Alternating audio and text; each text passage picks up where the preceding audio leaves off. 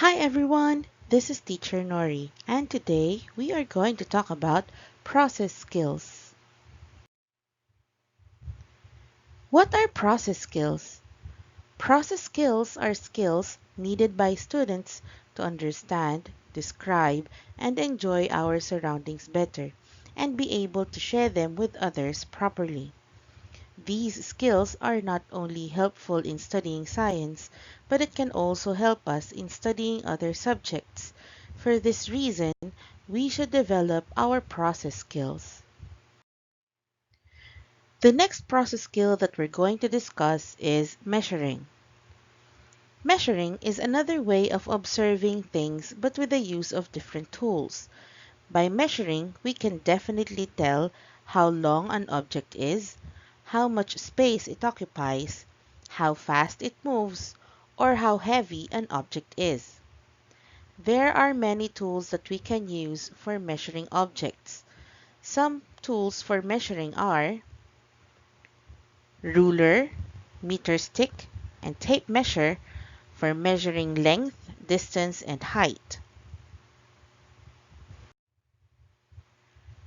For measuring volume, we can use measuring cups, measuring spoons, beakers, and graduated cylinders. For measuring how heavy an object is, we can use weighing scale, platform balance, and spring balance. Thermometer is used for measuring the hotness or coldness of things. And a speedometer measures how fast an object is moving. We usually see this in vehicles. Before we continue with our lesson, let us answer first, check your understanding B. In this activity, you need to identify the tool to be used in measuring.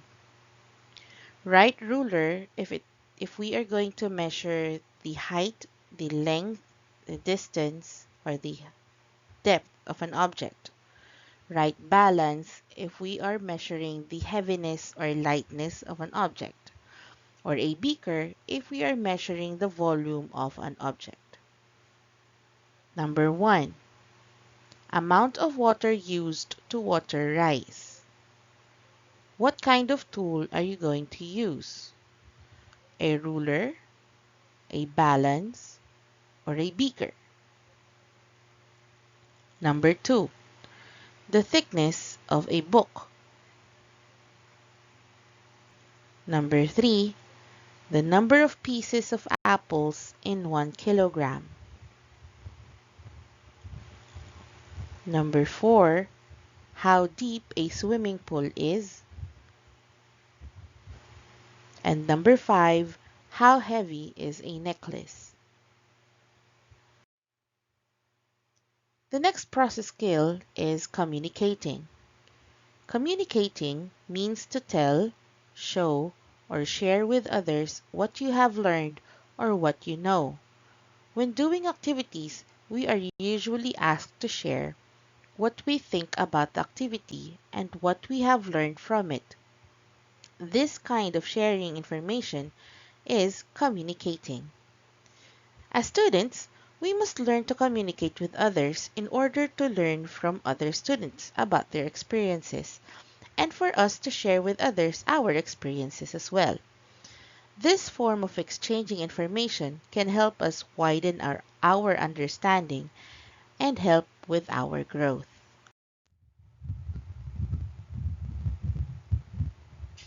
When we want to share the results of our studies, we can use charts, graphs, pictures, or tables.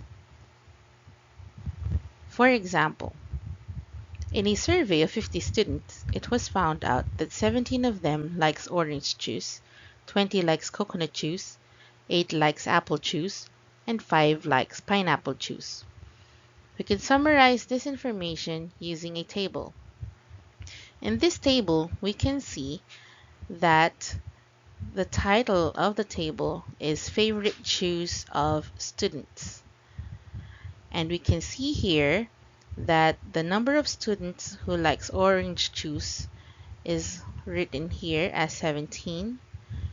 Coconut juice has 20 students. Apple juice has 8 students liking it.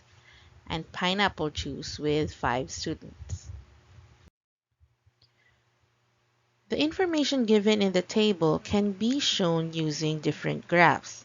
This one is a bar graph. In this bar graph, we have here the title, which is the favorite juice of students, and the kinds of juices included in the survey. So we have orange juice, coconut juice, apple juice, and pineapple juice.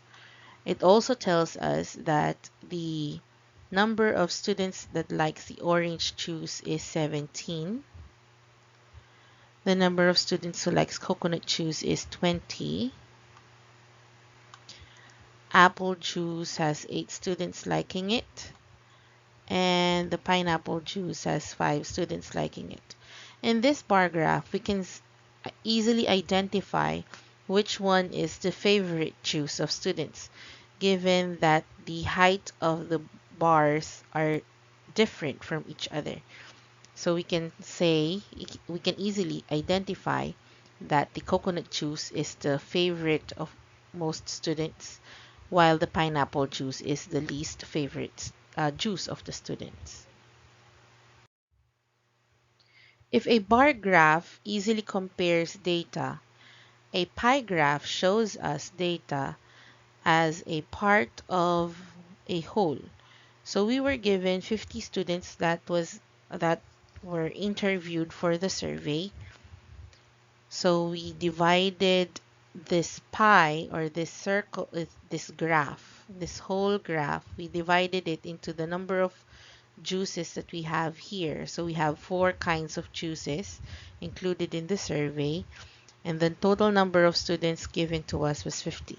We still have here the title of the graph, which is the favorite juice of students, and the number of students that likes each kind of juice, but as a part of the 50. So we have a total of 50 students, and each one chose one favorite juice. So it can be easily seen here using a pie graph. Now let us check your understanding of the lesson that we've discussed. Open your handouts to check your understanding. In this activity, you are given a bar graph. This is about a newspaper drive, with each grade level giving different amount of newspaper. Now we need to answer the questions that follows the graph. Question 1. What is the title of the chart? Question 2. How many grade level joined? Question 3. Which class gave the most number of newspaper? Question 4. How much newspaper did the grade 2 class give? Question 5. Which class gave the least number of newspaper? In this video, we learned about measuring and communicating.